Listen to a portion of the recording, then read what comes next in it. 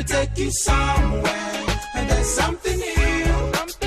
Why English is spoken so good. It's Diction Avenue, Diction Avenue. This is a word where English language is taught, the official language that everyone needs to learn. Set it right pronunciation and use the right intonation. So express yourself. It's Diction Avenue, Diction Avenue. Okay, wake up to the world with vision. They say a nation get perished without the vision. In Diction Avenue, we got a mission to build tomorrow's future. Speak with good English, it's our culture. We got qualified teachers, good facilities to build confidence in our students. Don't be told, come witness a treasure you can't measure. Welcome to the world. And there's something new. Why English is spoken so good. It's Diction Avenue, Diction Avenue.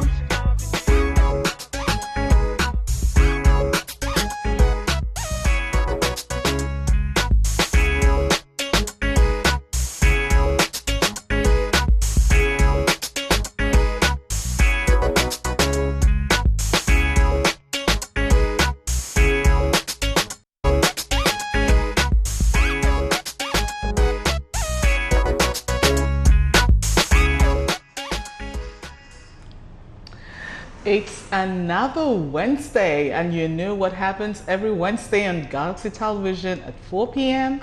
It's that time when we come together to learn on the avenue, on Diction Avenue, where we learn to speak right, sound right, and sound English. My name is Abigail Anaba, and I'm your usual host on the show. And on the show today, we're going to have fun, just as we always do every week on Wednesdays. And this week is particularly interesting because we are introducing a new topic. Yes, we are going to be discussing Words Connect. Throughout last month, we talked about loud and faint parts of words. And so this month, we are moving a step further and we're going to be talking about Words Connect. And all through this month, that's going to be the topic. So just what do we say on the airplane? We say tighten your seatbelts and be ready for takeoff. Well, also on the show today, we'll be having two schools represented, two schools that will be making presentations. And we have pupils from County Crest School and Agape Bundle Schools. I'm sure you're looking forward to listen to them and hear what they have to say. But as usual, at the start of the show, you know what we do. We ask our question of the day, and that is where you can be part of the show. And so I'm going to ask our question of the day in just a bit. And of course, the question has to do with words connect. How do you connect words when you speak? Which is our topic for today. So what's our question of the day, you may ask? Don't forget that when you want to answer our question of the day, you have to include your name, where you're texting us from, because we only give out numbers for text messages. You don't call, you just send a text message with your name and where you're texting us from, and we will read out your text live on television. So what's our question of the day? Question is, how would you connect this phrase? And that's the question, how would you connect this phrase? And the phrase is written out there, that is a great place. In speaking, how would you connect the phrase? Would you say A, that is a great place? Would you say B, that's a great place? Would you say C, that is a great place? Or would you say D, that is a great place? What do you think? A, B, C, or D? Well, think about it. We're discussing Words Connect. And so you can send your answer to 0805 584 9525. And that's the number right there on your screen. 0805 584 9525. Text message only. Right. So we move straight on to the topic of the day. And as I said at the beginning of the show, we'll be discussing Words Connect. When we say Words Connect, what exactly do we mean? What does the expression Words Connect mean? When we speak English, we do not say our words standing alone. We do not say our words standing alone. We bring them together as close friends. So groups of words are said together as if they were one word. And when we do that, we refer to that as connecting words, or words connect. So words come together as friends, close friends, when we speak. Maybe you've heard a teacher telling a student that when you're reading, see groups of words.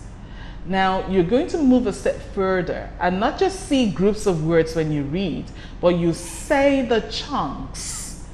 And that's what Words Connect is about. You say them together, reading the chunks as one word. Well, the question you may be asking is, how do we do this? How do words connect when we speak? Well, there are 4 different ways that words can connect when you speak, and we're going to discuss those 4 different ways, and then we'll look at sentence examples where this takes place. Well, one of the ways that words connect is consonant to vowel. And when we say consonant to vowel, we mean that a word ends in a consonant and the next word begins in a vowel. You connect them, you bring them together. Because the word ends in a consonant and the next word begins in a vowel, you say them together as if they're one word. Another thing you could do is connect a consonant to a consonant. But when you're connecting consonants, if you're bringing together consonant and consonant, the connections are a little more tricky. You have to pay attention to how consonants blend. So you only connect when it's like a consonant blend. For instance, a word ends in the letter S and the next word begins in the letter T. You connect them because ordinarily S and T is a consonant blend. So consonant to consonants also connect. Vowel to vowel connects. Now when vowels connect to vowels, this is also a little tricky because you use either of the sounds r, w, y to connect when when a vowel ends the word and another vowel begins the next word, depending on what vowel sounds they are. And then finally, we connect vowel to consonant. This usually happens when the word ends in a schwa. And you remember what the schwa is. The schwa is that faint sound, that sound that's just there. So when a word ends in a schwa and the next begins in a consonant, we usually connect them. So how does this work? We're going to look at various sentence examples now as to how words connect. And today we're going to be using sentences that will remind us of good manners. So, what are some of these sentences that we'll be using, and we'll look at how they connect? Well, let's look at the first one. When asking for something, say please. When asking for something, say please. Now the first sentence up there, that's how it's written, but when you're speaking, you see how it's chunked together. When asking. When ends in a consonant, asking begins in a vowel. So you go when asking and not when asking. See, there's no space between the when and the asking.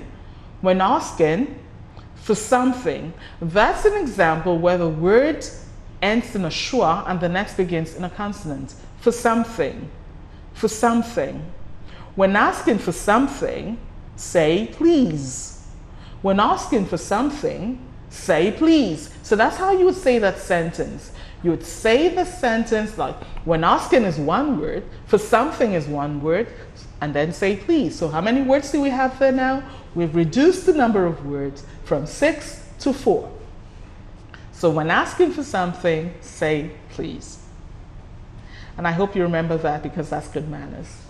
We'll take the next word, example, and that says, offer to help others to show you're respectful and courteous. That's written. Offer to help others to show you're respectful and courteous. But when you're reading it, again, you do a lot of chunking. Offer to help others. You see, the word help ends in a consonant and the next word begins in a vowel. So help others. Help others. help others. You say it as if it's one word. To show, to show, to show. You wouldn't go to show or to show. Well, both, that's wrong. You go to show, to show. And then the next word, your. Again, here you've seen a word ending in a vowel and the next word beginning in a vowel. Usually you would contract this when you're speaking, so you go your. Right? And then the next word is respectful-and. So you join those two because the word respectful ends in a consonant and begins in a vowel. Respectful and courteous. So when you're reading this, you go, offer to help others to show you're respectful and courteous. Offer to help others to show you're respectful and courteous. So in this sentence, you can see how we chunked together words. So from 1, 2, 3, 4, 5, 6, 7, 8, 9, 10, 11 words, we chunked it up to 1, 2, 3, 4, 5, 6, 7. So this is a principle that you should bear in mind when you're reading or when you're speaking, that usually we chunk words together following the rules of, does it end in a consonant, does the next word begin in a vowel, chunk it together. Does it end in a vowel, does the next word begin in a vowel, chunk it together. Does it end in a consonant, does the next word begin in a consonant that blends, then chunk it together. All right, so we move on to the next sentence and see that how that sentence would help us understand the topic even better. And the sentence goes, listen to others without interrupting. Listen to others without interrupting. So looking at that sentence, you'd already start getting a hang of it. So how do we chunk this together? Listen to others, to others. Now the word to ends in the vowel u. And then your lips is in the position of saying w. So you go to wa. So you link with the sound w. To others. Without interrupting, without interrupting. So that ends in a consonant, the next begins in a vowel, and you chunk it together. So listen to others without interrupting. Listen to others without interrupting. You're looking at the word to and others, and you're asking, where's the W? And like I explained, because the vowel ends in a sound that gives the shape of your mouth, you get the w sound, then you link with the sound w. To others, to others. Listen to others without interrupting. So that's an example of where a vowel ends the word and the next word begins in a vowel, and you chunk them or you bring them together. To others. You can see how the to others. Right? Let's look at the next sentence. And the next sentence goes, do not put other people down or say rude things to them. Now let's see how that works. Do not, that stands, put other. That ends in a consonant, the next word begins in a vowel, so we chunk them together, put other people, down or, because the word down ends in a consonant and the next begins in a vowel, you go down. Say rude things to. Now this is an example of where a word ends in a vowel, in a consonant, and the next begins in a consonant, and you link them together. Things to. So do not put other people down or say rude things to them. Do not put other people down or say rude things to them. So that's how the sentence goes. Again, chunking. Do not forget that what we're doing is that we're chunking together words and creating one word out of two or more words because they go together. And the reason they go together is because one ends in a consonant, the other begins in a vowel, or one ends in a vowel, the other begins in a vowel, or one ends in a vowel, the other begins in a consonant. And so we put them together. And finally, one ends in a consonant and the other begins in a consonant. I think we still have one more example or two? Well, let's look at the very next example that we have, and that says, when having a meal with others, put your phone away.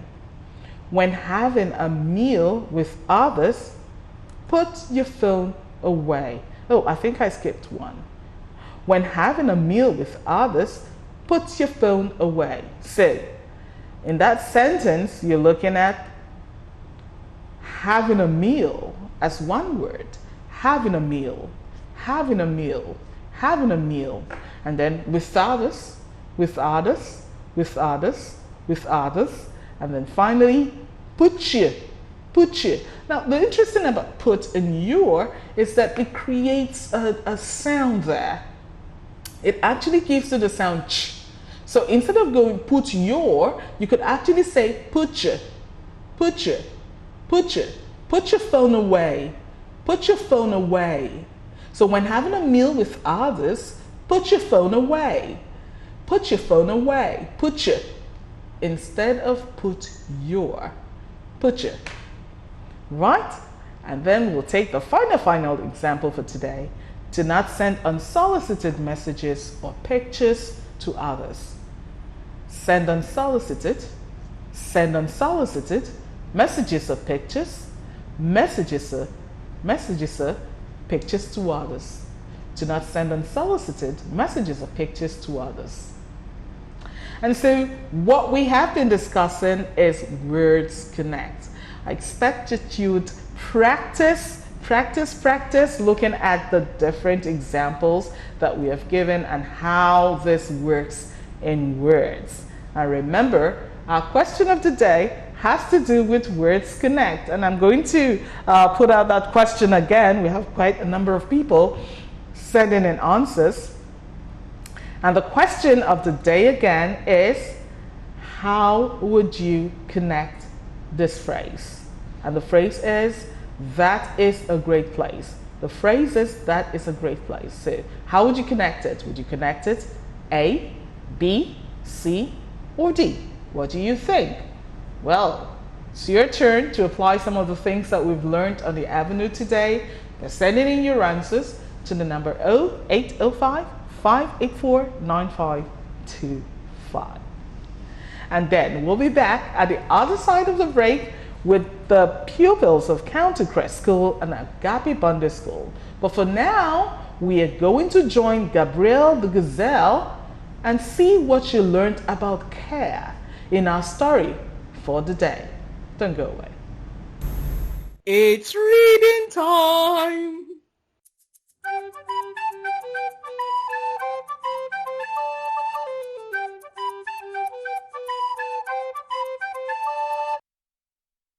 Gabrielle the Gazelle who learned to care.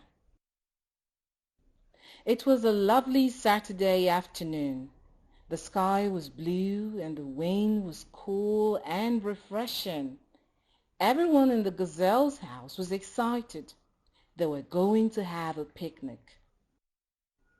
Mom had prepared all sorts of delicious things for everyone. Cakes, sandwiches, smoothies. There were fruits and vegetables too. Cucumbers, carrots, watermelons, oranges, bananas, apples, coconuts, mangoes, pears, and pineapples.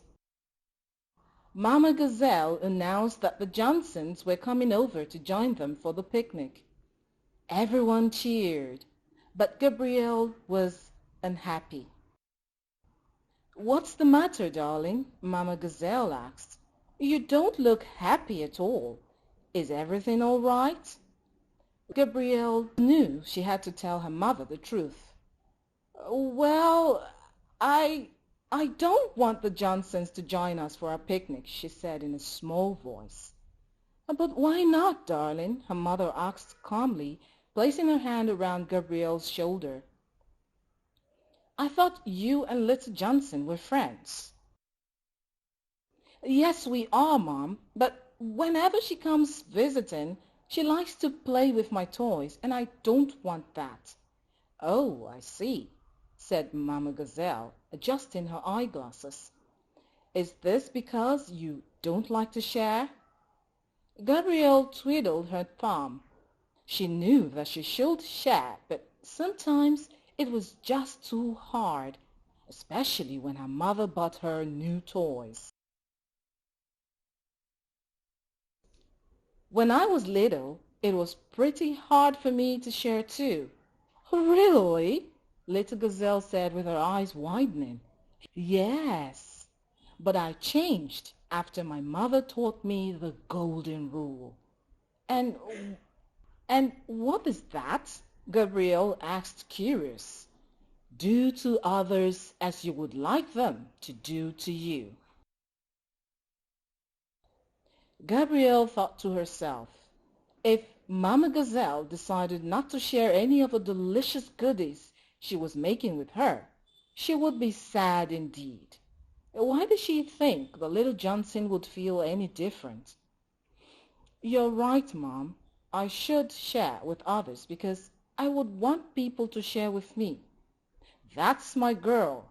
Mommy is proud of you for making that decision. The end.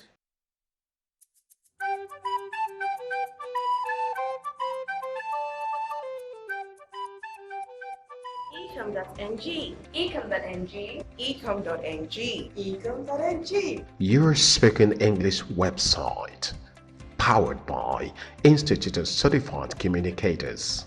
Visit www.ecom.ng and subscribe for your spoken English updates now. Your accent is your asset.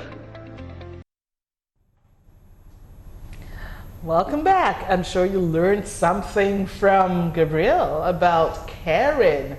However you want people to treat you, treat them the same. And I am going to give the treatment that I would like to be given to the two guests I have in the studio today. This is Tammy and this is Maxwell. I'd like people to smile at me, so I'm going to smile at them. Ha, smile. Right, so we are going to be taking presentations from Maxwell, who is from County Crest, and Tammy, who is from Agape Bundles Schools. So we're going to start with Maxwell. Yes? All right, so Maxwell, go ahead with your presentation. Good evening, viewers. My name is Oyetunde Maxwell.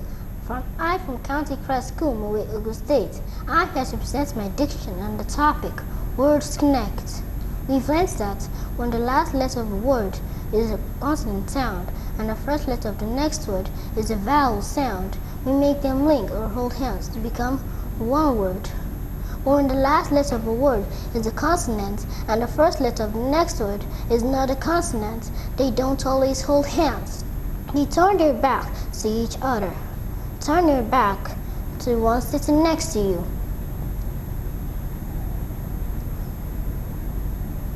R at the end of a word does not hold hands with D if at the beginning of the word next to it. They turn their backs to each other. So we say letter D because R and D cannot link when R is behind D. But D and R link and work together in words and sentences when R is in front of D. Now let's go to the word of examples and see how D and R work together in words. D and R work together in drag. D and R work together in drop. D and R work together in drive. D and R work together in dry. Speak right. Your accent is your asset. Thank you. Thank you very much, Maxwell. I like the example that you used of two letters that do not work together based on where they are standing in a word. If D comes behind R, then it won't work. But if it comes after R, then it works. Thank you very much, Maxwell. That was a beautiful presentation. And now we're turning, not turning. We're turning to Tammy. So Tammy, go right ahead. Good evening, viewers. My name is William Zacharias Senor. I'm a vocal good Gabrielle the Gazelle. I'm here to talk about words connect in reading. When we read, don't just say the words standing alone. We join them to make a group that is side by side and holding hands. Let's go. Now, before we do our reading, let's say some reading tips. Go through the passage, check which words should connect, check which words should not connect. Use your pencil, underline the question word. Is there a question in the passage? Read the question in the question zone. Is there a comma in the passage? Underline the comma in the passage. And underline the word before the comma. Now let's take our reading. Miss Reese sighed. She hoped her children understood the importance of the meeting they were having with them. Principal Mojo was quite firm during the parents-teacher conference. Thank you. Speak right. Jurasin. Thank you very much for taking that very short reading and emphasizing more the point about words coming together. And when you're read in chunks and in phrases where they work. Well done, Tammy. That was a great one. And that is just how we coming to the end of the show for today. It's always so short, and I'm always like, oh, I think I have a little more time, and then suddenly there's no more time. And well, our question for today, I'm going to give you the answer in just a bit, but I am going to take a few answers here, correct or not. This is Joseph texting from PH, and he gave a wrong answer. Well, thank you, Joseph. This is Oladimeji Ojo from Agege, Lagos State, with also a wrong answer. Well, I'll give you what the correct answer is right now. And the correct answer to our question for today, how would you connect this phrase? That is a great place. How would you connect it? The correct answer is B. That is a great place. That is a great place. That's the correct way of connecting that. That connects to is, connects to and connects to great. That is a great place, and that's the correct answer to the question. Well, that is how we come to the end of the show for today. Thank you very much for being part of the show today. Next week is another day to keep with me as we continue to learn more about the English language, and you'll learn to, what's that phrase again? Speak right, sound right, because Your accent is your assets. Thank you. See you next week.